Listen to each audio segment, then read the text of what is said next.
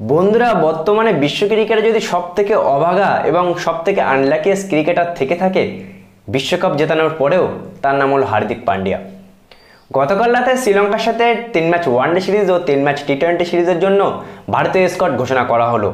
আর যে শঙ্কাটা সবাই করছিল, যে আশঙ্কাটা সবাই করছিল যে সূর্যকুমার যাদবকে ক্যাপ্টেন করাবে একেবারে শেষ দুদিনের মাথায় এসে যে ডিসিশনটা রাতারাতি পরিবর্তন হয়ে গেল, আমরা সেটাই কিন্তু দেখতে পেলাম। টি-20 স্কোয়াডে হার্দিক পান্ডিয়াকে অ্যাজ এ প্লেয়ার রাখা হয়েছে, না তাকে ভাইস ক্যাপ্টেন্সি দেওয়া হয়েছে, না তাকে ক্যাপ্টেন্সি দেওয়া হয়েছে। সেই গৌতম গম্ভীরের নির্দেশে বা গৌতম গম্ভীরের কথাই কিন্তু সূর্যকুমার যাদবের কাঁধেই দায়িত্বটা দেওয়া হয়ে গিয়েছিল।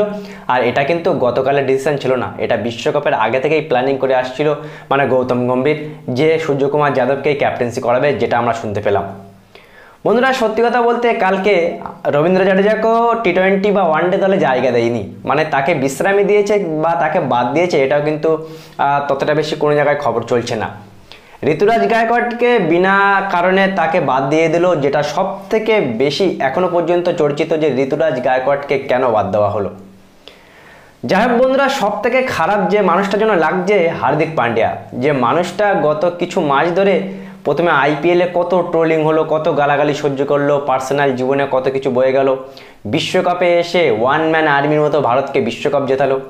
বন্ধুরা, তোমরা একবার সত্যি কথা বলো তো, যে ভারত বিশ্বকাপ জিতেছে সব থেকে বড় দুটো নায়ককে জিতে। আমি বলবো সব থেকে 1 নম্বর নায়ক হলো জসপ্রীত বুমরা, 2 নম্বর যে সব থেকে বড় নায়ক আমাদের বিশ্বকাপ জেতানোর পিছনে, সে হলো হার্দিক পান্ডিয়া। আর সেই হার্দিক পান্ডিয়া যখন বিশ্বকাপ জিতেছিল, আমরা তাকে নিয়ে কত মাতামাতি, কত নাচানাচি করেছি, কিন্তু আমরা দিন শেষে কী দেখতে পেলাম, সেই হার্দিক পান্ডিয়াকেও ক্যাপ্টেন্সি থেকে সরিয়ে দেওয়া হলো। আর গতকাল রাতে সে তার জীবনের যখন মানে তার স্ত্রীর সাথে ডিভোর্স হয়ে গেছে, আর সেই নিয়ে কিন্তু একটা লম্বা পোস্টও করেছে হার্দিক পান্ডিয়া, যে তাদের 3 বছরের সম্পর্ক এখন আর নেই, তারা ডিভোর্স দিয়ে দিয়েছে একে অপরের। তার মানে ভাবতে পারছো কত মানসিক যন্ত্রণার উপর দিয়ে হার্দিক পান্ডিয়া বয়ে যাচ্ছে, তাতে তার ক্যাপ্টেন্সিও কেড়ে নেওয়া হয়েছে। এমন সময় কিন্তু হার্দিক পান্ডিয়া সত্যি খুবই একা হয়ে পড়েছে। মোহাম্মদ শামির সাথেও এমন ঘটনা ঘটেছিল, 3বার সুসাইড অ্যাটেম্প্ট করতে গিয়েছিল মোহাম্মদ শামি, তার পরিবারের জন্য সে বেঁচে গিয়েছিল।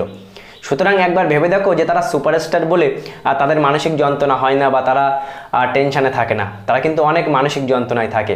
বিশেষ করে এই যে ক্যাপ্টেন্সিটা কেড়ে নেওয়ার এই বিষয়টা মোটেও কিন্তু একেবারেই সুবিধাজনক না। দেখো, সূর্যকুমার যাদবকে ক্যাপ্টেন না দিয়ে যদি অন্য কোনো ইয়ং প্লেয়ারকে ক্যাপ্টেন্সি দিত তাহলে ভাবা যেত, কিন্তু হার্দিক পান্ডিয়ার কাছ থেকে এমন করে ক্যাপ্টেন্সি কেড়ে নেওয়াটা কি একেবারে উচিত হয়েছে? এই প্লেয়ারটা কত কিছুই করেছে ইন্ডিয়ার হয়ে, বা ইন্ডিয়ার হয়ে জার্সি যখন সে গায়ে দেয় তখন কিন্তু সে অন্যরকম প্লেয়ার হয়ে দাঁড়ায়। সে পার্সোনাল জীবন নিয়ে সে যা ইচ্ছা তাই করুক, যাকে বিয়ে করুক, যাকে ডিভোর্স দিক, আমাদের কোনো যায় আসে না। অ্যাজ এ ক্রিকেট ফ্যান হিসেবে কিন্তু আমরা ক্রিকেট নিয়ে কথা বলি, বা সে যখন ভারতীয় দলে হয়ে খেলে তখন কতটা ভালো খেলে তা সেই নিয়ে কিন্তু আমরা আলোচনা করি। কিন্তু এই হুট করে শ্রীলঙ্কান সিরিজের আগে আমরা শুনছিলাম যে সেইতেই ক্যাপ্টেন হবে, মানে হার্দিকই ক্যাপ্টেন হবে 2026 সালে টি-20 বিশ্বকাপ পর্যন্ত। কিন্তু এই যে ক্যাপ্টেন্সি থেকে তাকে হুট করে সরিয়ে দেওয়া বা তার ডিভোর্স সরাসরি প্রকাশ হয়ে যাওয়া, খুবই কিন্তু মানসিক যন্ত্রণার উপর দিয়ে যাচ্ছে হার্দিক পান্ডিয়া। আমরা চাইছি অ্যাজ এ প্লেয়ার ভালো করুক, বড় কোনো মানে বাজে কোনো ডিসিশন না নিক, তার কারণ যে কোনো পরিস্থিতিতে যে কোনো কিছু হতে পারে। সুতরাং হার্দিক পান্ডিয়াকে সাপোর্ট কিন্তু সবসময় করা উচিত। এই তার মানে সবথেকে খারাপ পরিস্থিতি বর্তমানে তার চলছে, আর এই টাইমে কিন্তু হার্দিক পান্ডিয়াকে সাপোর্ট করা আমাদের মতো ক্রিকেট ফ্যানের সবথেকে বেশি জরুরি, নাকি তাকে ট্রোল করা।